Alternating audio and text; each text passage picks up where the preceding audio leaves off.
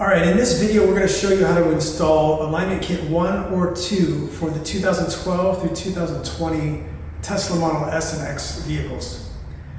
These are the OEM parts, so when you take out your OEM camber arms, they'll look something like this.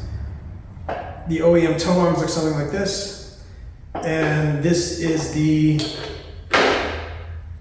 eccentric bolt for the toe arm. And one of the things you're going to notice when you try to remove this, it may not want to come out unless you drop the subframe.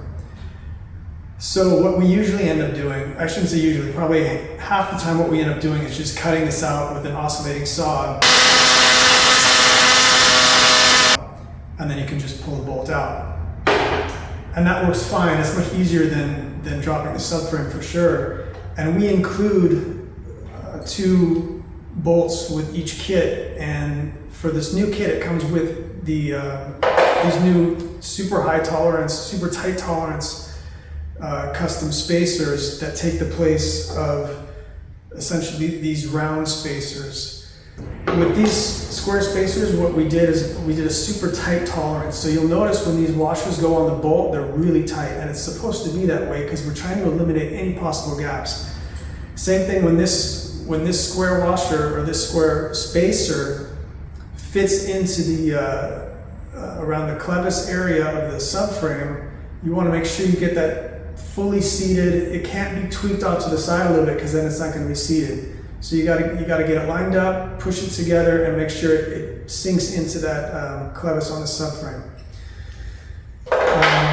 And that's really cool because this will you'll see when it's together, there's virtually no gaps at all. So alignment kit 1 consists of the adjustable camber arms, adjustable toe arms, and these ride height sensor adjusters right here. Some people call them lowering links. It also comes with our new 30mm wrench for adjusting, which, while I'm on the topic, it's actually really important because this wrench should be the only wrench that you use to make the final adjustment on not so much the toe arms, but definitely the camber arms. Because the camber arms, they have our new bracket. And the way this wrench fits, it will fit slightly underneath the bracket without bending it. If you use like an adjustable wrench or a larger combination wrench, then it's quite likely that this bracket's going to get bent. So we don't want that to happen. This is our revised kit. This is version 2, and we made a lot of really cool changes to this kit. We'll start with the camber arms. The camber arms come with our new ride height positioning bracket, and this is really cool because what it does is it keeps this ride height sensor ball at the exact same distance from this axis at all times, regardless of how much you increase or decrease the length of the arm. And that's important because with other adjustable camber arms, what happens is when you adjust the length of the arm, it changes the distance between this ball and this axis, and that then basically fools the ride height sensor to it makes the computer think your car's at a different height than it actually is. So the computer is going to try to compensate and either raise or lower your car.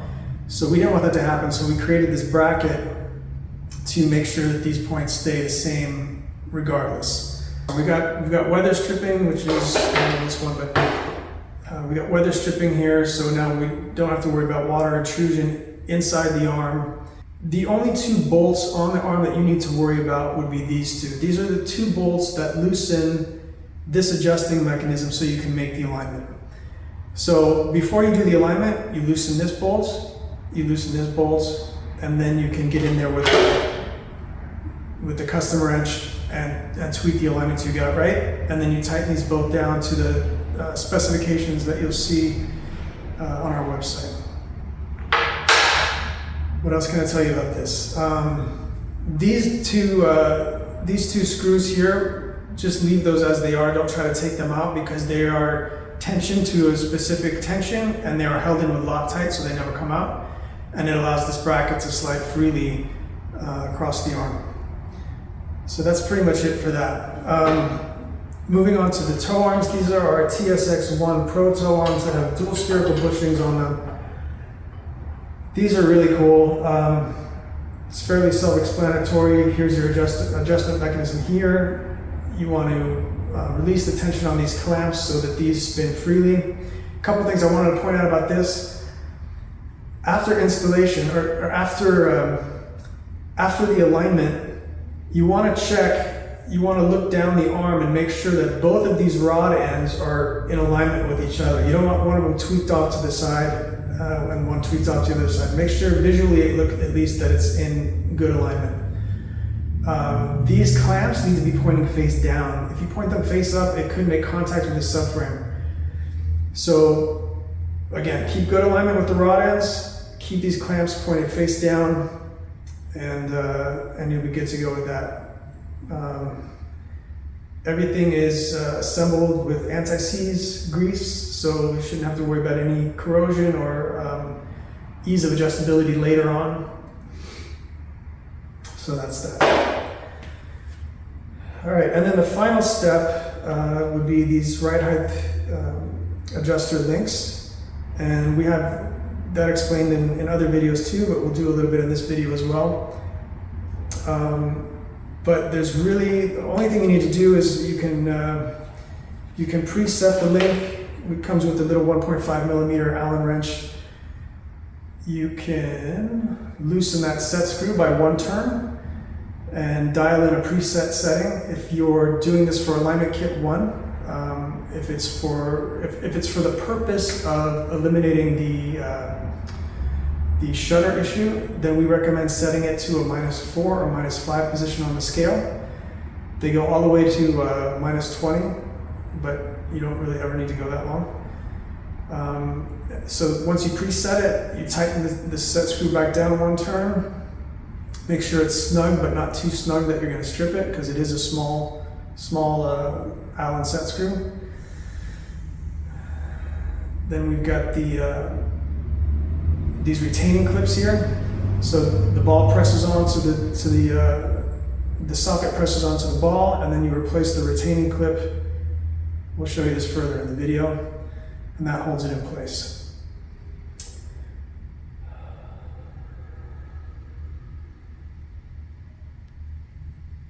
So that's pretty much all you need to know with the links here. Be very careful removing the OEM links. The newer ones especially are made basically entirely of plastic, and they do tend to snap easily, so we'll show you a technique where you can remove them easily and not break them. All right, so that's pretty much it. Really excited to finally have these in stock. One thing on this video, the car that we're putting this kit on had another aftermarket kit on. You know, one of the cheap ones that failed within like 6 months. So now he's getting our kit installed. So you're not going to see these arms. You're going to see some different arms on there. But what we're going to do is we're going to mix in some of our old video that shows the removal of the OEM arms too. This was back in early 2020, but it's still perfectly valid. And that way you get an idea of what the control arms look like with what the installation and disassembly looks like with the OEM arms as well. All right, that's it. Any questions? Let me know. Hey there everyone, Tony here at EV Fix Me. Today working with N2itive, we are going to show you how to install the new revised camber and toe arms. Now I've got all the tools here. I'm going to give you a quick understanding of what we need to do this install, and then after that we'll take you to the car and walk you through all the steps on doing the install. Now we have torque wrench. You're going to need to have this to set the proper torque settings for all these bolts once you put them back onto your car. We have a breaker bar. This is going to be needed to break the old bolts off. You want something that's nice and long and heavy duty. So we have this, and then we have our assortment of 18 and 19 millimeter sockets. The reason why I use these little spacers on them is you'll see when we're working on the car, but due to the lowering link, you have to get into a very specific space. So I use a combination of spacers and the different sockets to get the exact size I need to be able to fit my tools in there. Now this is also really handy if you have this little electric ratchet. Once you've broken the bolts loose, you can use this to get things off quickly. You will also need 18 and 19 wrench. These are more for tightening the torque at the end when we're all done with everything installing. And then you're going to want something to take the wheels off. So first thing is, there are two different styles of lug nuts I want to walk you through. A lot of people on the slightly newer cars will have this style of lug nut where there is a cap on top and you just need a simple little plastic tool, goes over the cap, pulls that off. If you don't have that, you can use a little screwdriver. You gotta be careful, you can scratch your rims. Now, a lot of the older cars are gonna have this style of lug nut. These are quite a bit of a pain. Now you can see they're starting to swell up here on the sides. What happens is these older plugs, when they get old, they swell. The size of this is really changed and difficult to get your sockets on and off. Normally they're supposed to be a 21.5 millimeters. No one really has those, so most places end up using a 22, and that contributes to the swelling. Now for these style, it's going to be a 21. So we have our impact, we're going to break it with that. If you don't have something like this, you can just use a nice long bar to break the lug nuts off your wheel. These new bolts, the square head, the square washer is to make sure that this fits exactly into the subframe correctly. Now the tolerance on these are really tight, so sometimes it could be a little bit challenging to put the bolt through the washer. So I got my 18 millimeter here, which is nice and deep. And I'm going to do this and show you a little trick. So make sure you get your nut washer on here as deep as you can go first. You have to turn it. And you're at this end here where it gets a little bit tight. Now you can't easily push it. So what I'm going to do is just drop that into my socket here, take my mallet, and there you go. It locks it in. And here are the arms. These are the Camber arms. Now this set is a little bit different. You see some markings here. This is the features that are found in the black arms. What this marking is once you get them installed on your car and you get your alignment set, you'll see their arm position as this changes. It'll move along the scale. So if you note the position of that and you have one alignment for highway driving, you can have a second alignment for track driving. Then when you have the positions of both, you can change the height, or not the height, but you can change the setting yourself and not have to go to the alignment shop each time. Now also, we do recommend you getting your car aligned once every year or two, depending on how the roads you drive. The potholes and things that are on the road can affect the alignment of the car. Here are the toe arms. This version doesn't have it yet. There will be a new version coming out later that are going to also have these markings with a gauge so that you can see where they are and change those adjustments. We have the new and improved wrench from N2itive here. This is so that your alignment person can get in and adjust these bolts. They're supplied with every kit, and you just give it to them for them to do the alignment. Okay, before you begin any work on your car, you're going to want to set your car into a service mode. The thing here that we want to be key on is setting the jack mode, because you don't want your suspension to be trying to level out as you're lifting the car up. It could be very dangerous and damaging to your car too. So you go ahead and come to your car, press your little car icon, and then go into the service menu. And you have to turn your car on. There's a jack mode light. So we currently already have it on, that's why it's blue, but you're going to want to hit it so that it turns blue, then your car's going to go into the jack mode. Now when you do this, you're also going to get a little warning on your dash. It's a little red card here showing that it can't change heights. That is expected because you have put it into the jack mode. It can't go ahead and adjust heights, and that's all it's letting you know. Once you're done and you take it out of jack mode, that's going to disappear. Okay, now that you have your car in jack mode, it's safe to work on. You do want to get your car up a little bit first so that there's no strain on the wheel as you're taking it off. Nothing's going to collapse or anything. You have to have your car secured.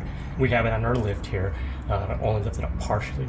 After I take the wheel off and get the car higher, I'm going to show you the lift points. Those are important because you don't want to damage your battery as you're lifting up the car. So now that your car is securely at a height that it's comfortable to take the wheel off and safe, you go ahead and remove these little caps if you have them. And then you use your 21 millimeter, take the wheel lug nuts off.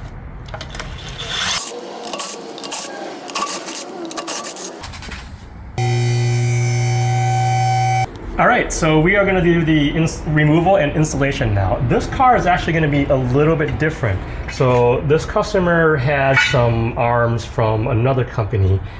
He's experiencing a failure on his arms, so he's here today to get the N2itive arms replaced onto his car. So we'll start off with a 15 on the outer camber arm here. So you'll want to loosen this bolt out here.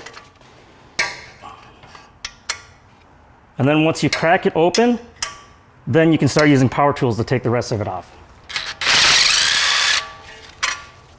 Next, the inner camber arm, it's got two 18s on each side. And this one's a little tricky to get a power tool in here, so I'm just going to do it by hand. We also have to take the lowering link off. Even if you're not installing the N2itive lowering link, this will need to come off for this arm to come out. So the easiest way I found to do this is to use a couple of large screwdrivers. You want to hold the tip of this out and then pry on the other side with this one and it'll pop right out. You have to be careful when removing these lowering links. You cannot pry off this part first because this part is very flexible. You can bend the bracket, you can break this arm. This part is a lot stronger. So it's solid, it's not going anywhere. And then you can pry this off fairly easy with two screwdrivers. And then to take this other side off, you want to make sure to brace this arm side to pop off the link. So you can brace this side just like that. Then we can continue taking this bolt out so you can take the whole arm out.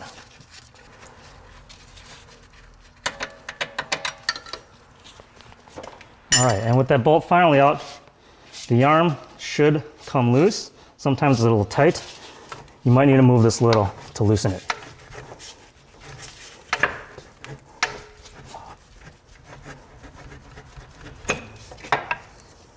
And the arm comes out just like that. All right, next we want to take the toe arm off. So this one's going to be an 18. There's also a nut on this side that you'll want to hold while taking that off. So they're both 18s.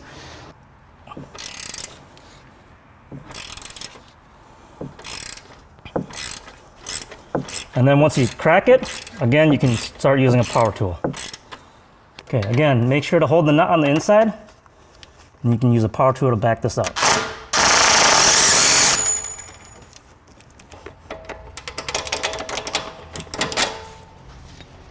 The inside one is going to be a little tricky.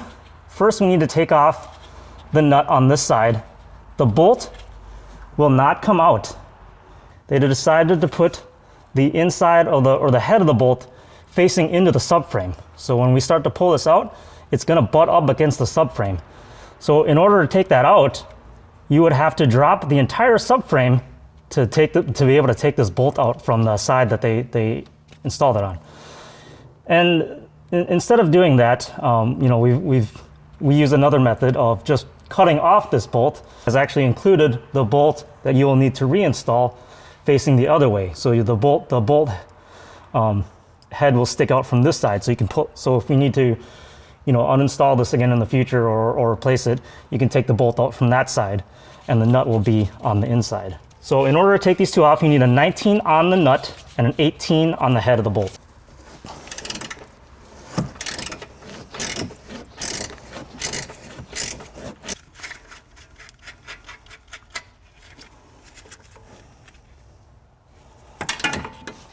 Another thing you need to watch out for is there's a little clip here holding this tube in.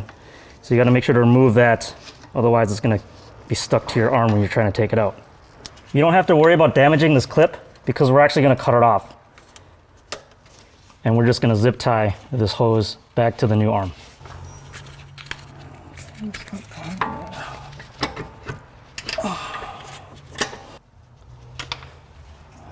All right, once that side comes off, this should come out.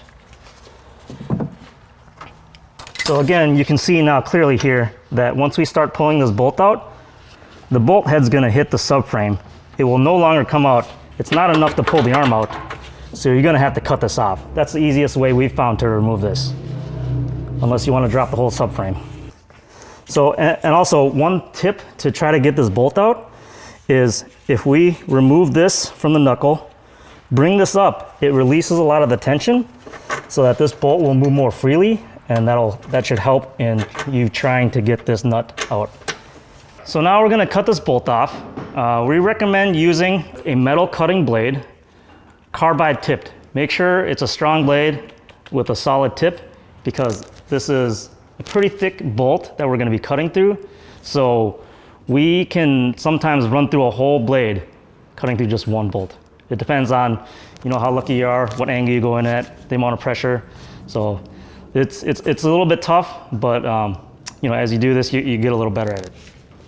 So we got to go in here, and we're going to push the bolt out so we have enough room to cut. And actually, I'm going to push it back in a little.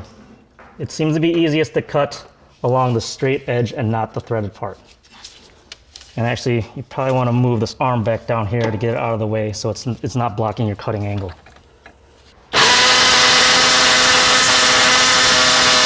So with a fresh blade, that should come off pretty easily. I found that the Model X's are a bit easier to get the room to cut that than the Model S.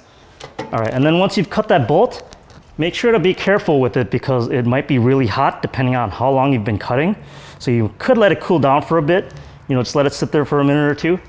And then you're gonna wanna push the bolt back through. If you can get all the way out, you wanna pull it on the other side. Now it's free. And then you can take this arm out. Just like that.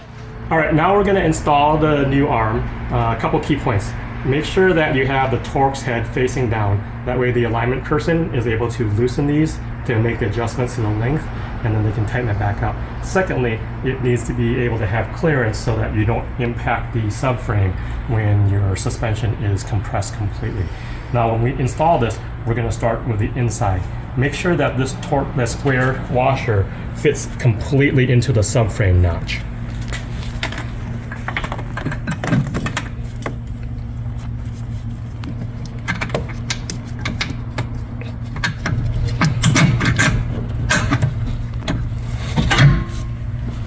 And the same, once we get this, we put this on the other side here.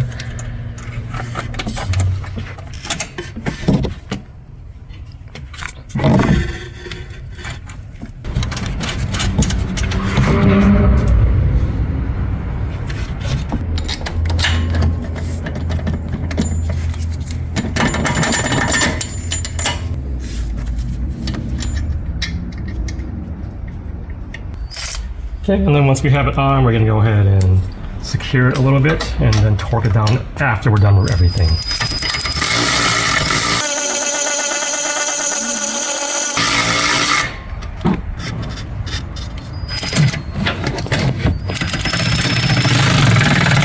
One thing I wanted to point out too also, when you are tightening these bolts, don't put them on too tight. You just want to snug them.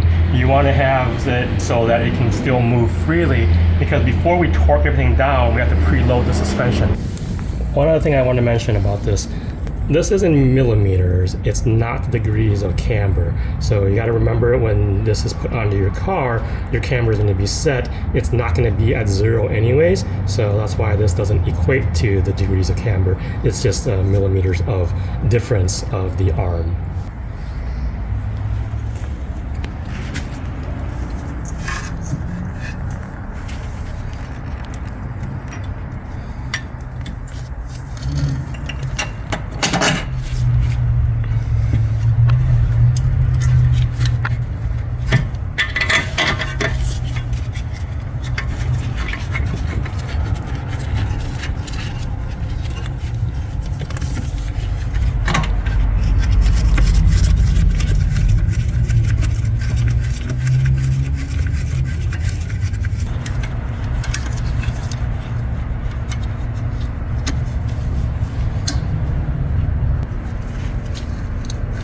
Alright, all set.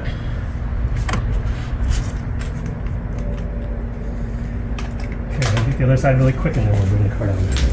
Alright, now we're going to finish the install with torquing down the bolts. This is one of the really important things.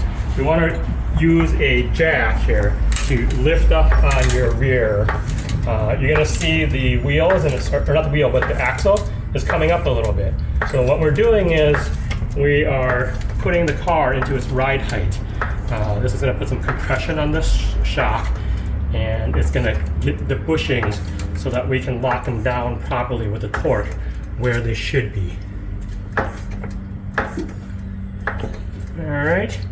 So you want to get till your axle looks about level. That's kind of how we generally tell most of the time when their cars are at their proper ride height. It's level. So we're going to start with first with the inner toe arm, 85 Newton meters, 120 Newton meters on the outer toe, 120 meters on the inner camber, and then 140 Newton meters on the outer.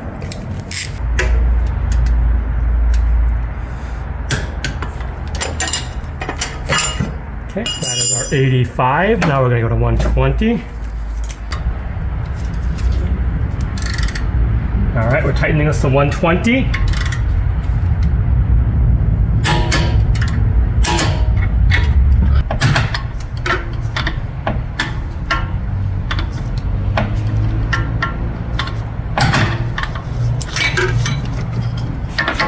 And then 140 for the final.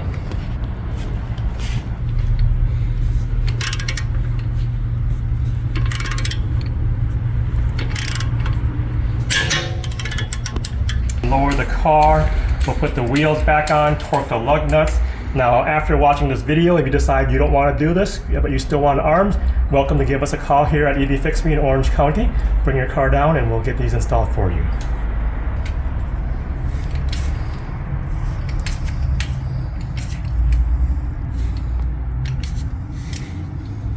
All right, now we're gonna put the wheel back on and torque it. He has spacers on this car. We don't recommend the use of spacers. These cars have a lot of torque, so we like to have the wheels right up against the hub.